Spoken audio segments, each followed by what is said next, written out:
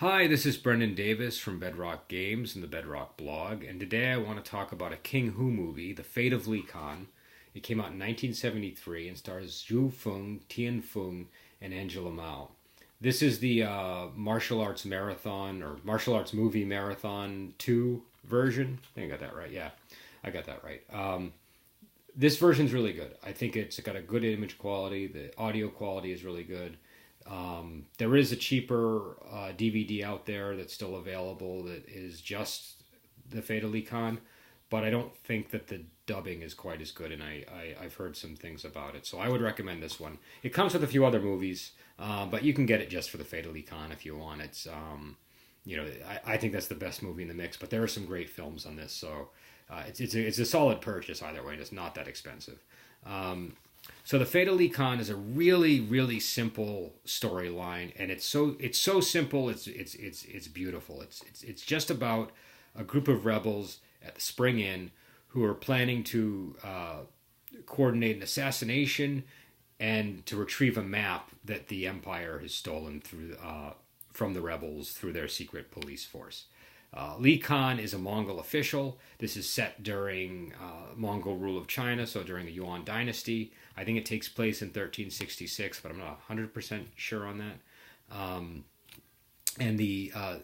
So the basic plot is Li Khan is going to the inn to meet with his contact who's going to give him the map, and the rebels are going to be at the inn. They already have their agents there. They're going to intercept the map, and then they're going to kill Li Khan. And I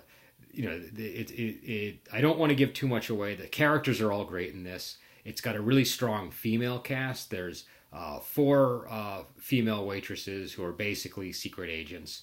There's the proprietor of the inn, played by Lili Hua, who's really great and is sort of manipulating the local Mongol official by sleeping with him, and she has all these contacts in the town, and so she's kind of like the social hub of the rebel forces at the end. Zhu Feng from A Touch of Zen plays Li Khan's sister, and she's really well suited for this role. She's just kind of like a staunch warrior who really is gives the heroes a run for their money. One of the things I like about this movie is, like I said, it's set in an inn, and if you watch any wuxia, you know that there's a lot of in sequences in wuxia films, and a lot of that is due to King Hu's influence through his movies like Come Drink with Me, Dragon Gate, Li Khan.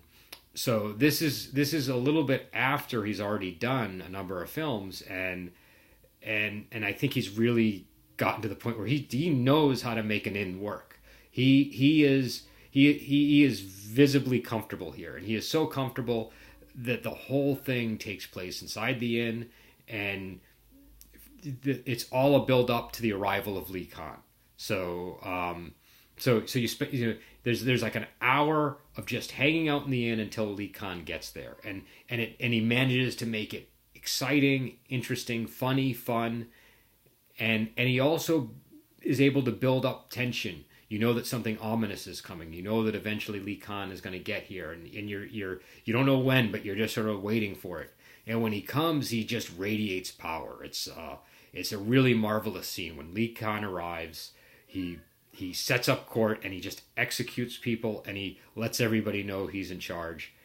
And suddenly the rebels are like, up on their toes and really have to be careful to make sure that this plot goes as planned.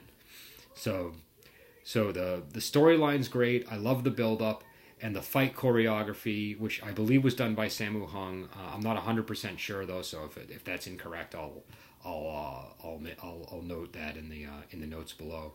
The fight choreography is great. It's a nice mix of sort of classic wuxia swordplay in that sort of King Hu style, which is, I think, a little bit hard, a little bit percussive. There's always this percussive element to it. The whole movie kind of has that percussive aspect to it.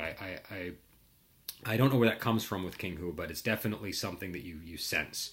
So it has this sort of percussive, hard, and dangerous feel to it. It still is very elegant and I would say hyper realistic, but it just feels like when people are hit, you feel the weight of the blow. Um, and they do a good job of sort of blending the sword play with the fists and the feet and everything. And because Angela Mao is in it, they make very extensive use of her kicking.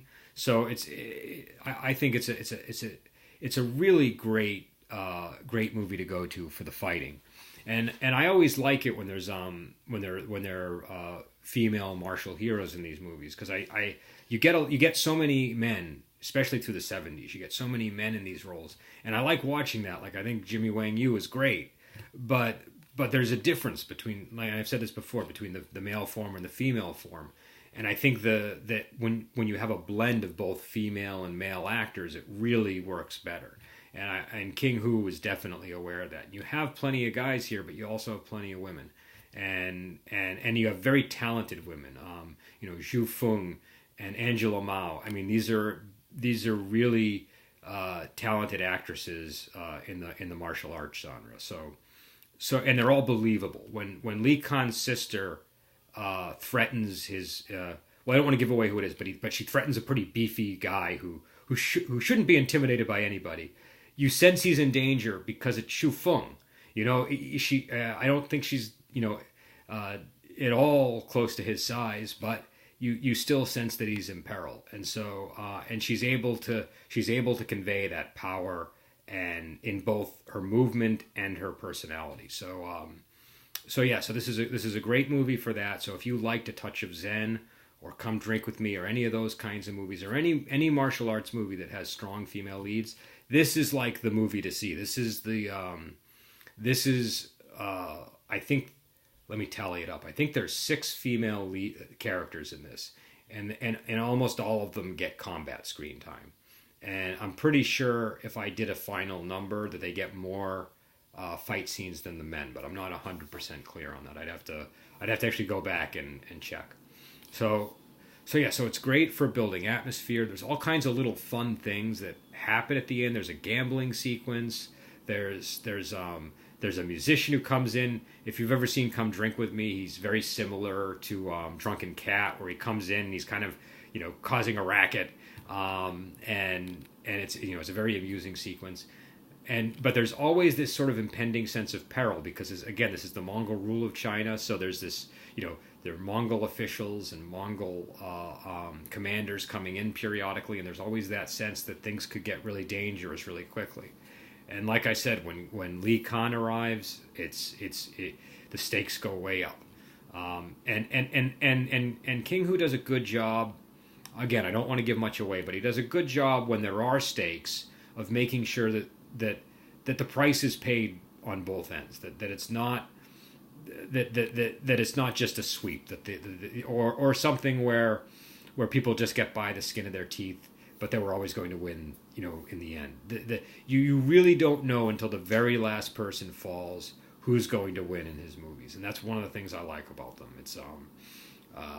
It feels to me, I feel like King Hu has a very honest assessment of the objectivity of violence. How, when the fight breaks out, the fight doesn't care who's more honorable or who's the hero.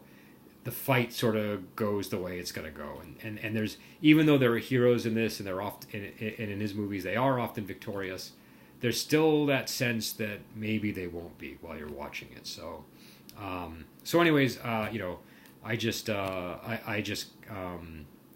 wanted to talk about this movie briefly, and I'm almost at the 10-minute mark. I'm trying to get these videos down in time, so I think I'll leave it there. Hopefully I covered everything. Again, Martial Arts Movie Marathon 2. It's a good collection of films, and the image quality, the video quality is good, so I recommend this one. And I believe I said this at the beginning of the film, but if I didn't, I'm always trying to make sure that I recommend DVDs that are easily available. So in future, when I do these videos, I'm going to make sure it's something that's still available on Amazon and that you can get to. I don't want this to become something where I'm reviewing movies that you really have a hard time obtaining. So this should be something that you can still get your hands on. When I checked the other day, it was. The winds shift there pretty quickly sometimes, though. So let's hope that they're nobody bought like the last 5 copies or something. But yeah. So and again, if you want to learn about King Hu, this is a good movie to start with because you get it's all in and it's a really great like example of his work. So all right, I will talk to you later, and later in the week I may do an actual review of The 11th Sun by Gu Long. I've been meaning to talk about that one a little bit more. It's a novel, and I've mentioned it in the past, so I'm going to try to reread it if I have time on Monday or Tuesday, and then I'll talk about it. The last time I read it was about 2 years ago, so I want to make sure it's fresh in my head if I do discuss it. Again, put comments below, subscribe if you like what I'm saying, and if you want to find out more about our stuff, go to bedrockgames.net, and I will talk to you later.